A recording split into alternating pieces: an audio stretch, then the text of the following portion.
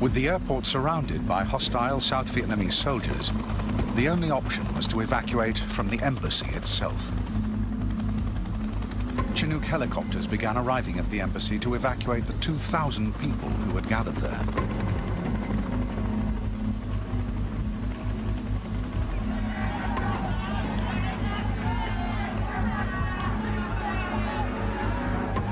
More and more desperate Vietnamese were now turning up at the gates.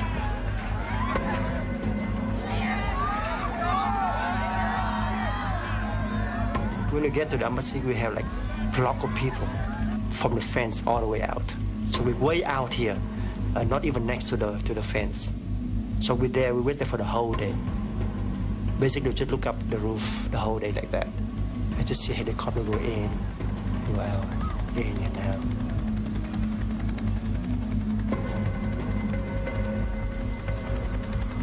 Occasionally we look at the gate, we see people like climb up the gate and then get kicked down again and try to get up again. And then sometimes we see people with the paper fighting their way through the crowd. We wish we had those people with the paper, right?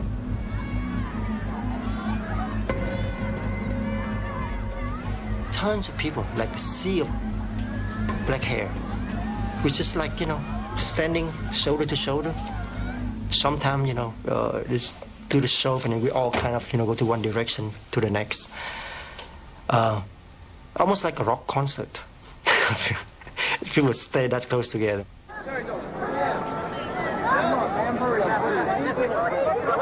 It was getting nasty. And you tried to avoid eye contact because if you looked at them, you would hear the noise level rise. People would start calling your name and say, let me in, that type of stuff. And it was kind of heart-wrenching, It was like they were out there, you knew they were out there, you wish you could help them, like a person drowning, and you couldn't do anything about it. So it got to you a little bit.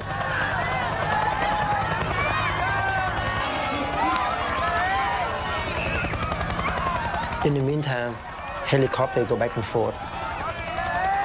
And people just panicking. This is the one hope.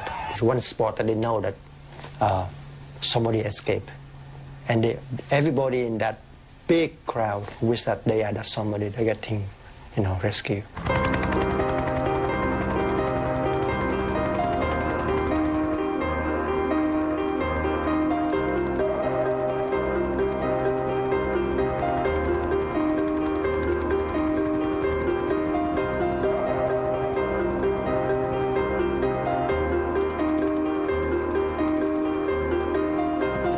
Those lucky enough to have made it inside the embassy were flown out to the American fleet waiting out at sea.